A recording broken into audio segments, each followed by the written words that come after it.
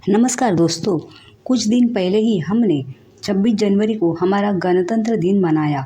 हमारे गणतंत्र की परेड और भव्यता देख कुछ पाकिस्तानी यूट्यूबर्स ने उनके देश में लोगों से उनके गणतंत्र दिवस के बारे में पूछा, तो ज़्यादातर पाकिस्तानी लोगों को ये मालूम ही नहीं था कि पाकिस्तान का गणतंत्र दिवस कौन सा है। जब उनको 23 मार्च के बारे में पूछा, जो उनका गणतंत्र दिन है, तो उनका जवाब था, हाँ, उस दिन हमें छुट्टी होती है, पर क्यों होती है हमें ये पता नहीं। पाकिस्तानी लोगों की अपने देश के प्रति अज्ञानता देख हमें ये वीडियो बनाने के लिए विवश कर दिया। बुजुर्गों ने कहा है कि आधी बात सुनो, पर वो भी पूरी सुनो। तो पूरी जानकारी के लिए इस वीडियो के अंत तक बने रहे। 1921 में आंध्र प्रदेश के पिंगली वेंकैया जी ने देश की एकता को दर्शाते हुए भारत के तिरंगी झंडे की रचना की थी। उस समय तिरंगे में केसरिया रंग की जगह लाल रंग था और लाल रंग हिंदुओं के लिए, हरा रंग मुसलमानों के लिए और सफ़ेद रंग अन्य धर्मों का प्रतीक था।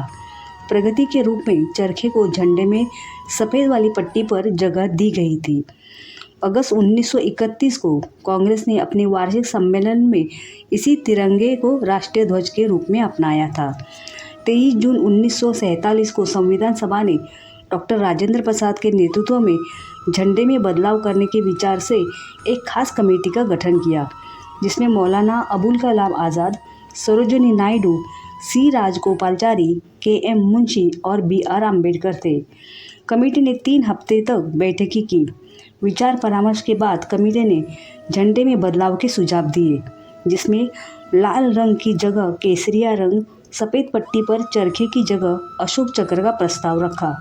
शुरू में गांधी जी ने अशोक चक्र पर अपनी आपत्ति जताई, पर कुछ बड़े नेताओं ने उन्हें अशोक चक्र के लिए मना लिया। आज जो हमारा राष्ट्रीय ध्वज का वर्तमान स्वरूप है, वो 22 जुलाई 1947 को भारतीय संविधान सभा की बैठक में सर्वसम्मति से अपनाया गया। उसके कुछ ही दिन बाद 15 अगस्त 1947 को हमारे देश को अंग्रेजों से आज़ादी मिली। देश आज़ाद हो गया। भारत के राष्ट्रीय ध्वज में सबसे ऊपर की पट्टी केसरिया रंग की है, जो देश की शक्ति, शौर्य, साहस और देश के प्रति बलिदान को दर्शाती है।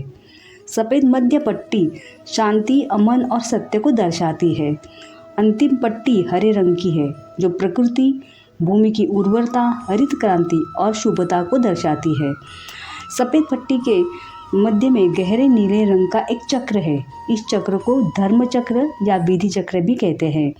3री शताब्दी ईसा पूर्व मौर्य सम्राट अशोक द्वारा बनाए गए सारनाथ मंदिर में एक स्तंभ पर 4 शेरों के नीचे एक चक्र है, वही अशोक चक्र कहलाता है। अशोक चक्र का नीला रंग आकाश, महासागर और सार्वभौमिक सत्य को दर्शाता है। चक्र में जो रेखाएं, कमानियां हैं, उन्हें आपने कभी गिना है तो गिन के देखिए।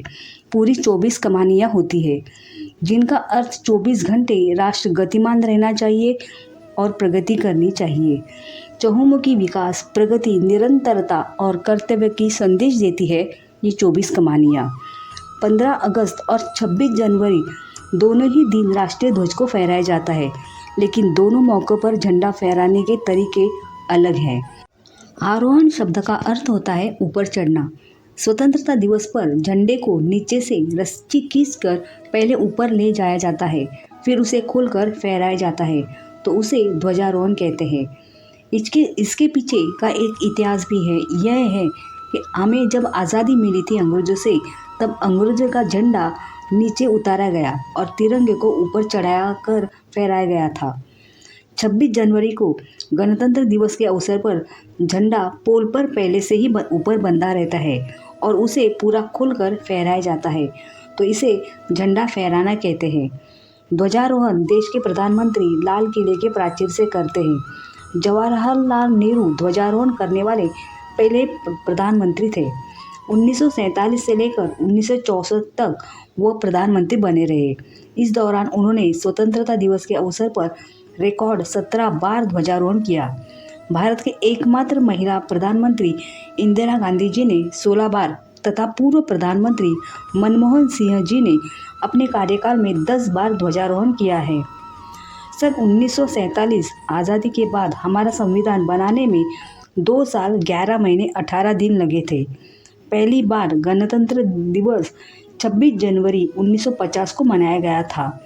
भारत के पहले राष्ट्रपति डॉक्टर राजेंद्र प्रसाद जी ने 21 तोपों की सलामी के साथ तिरंगा फहराया था।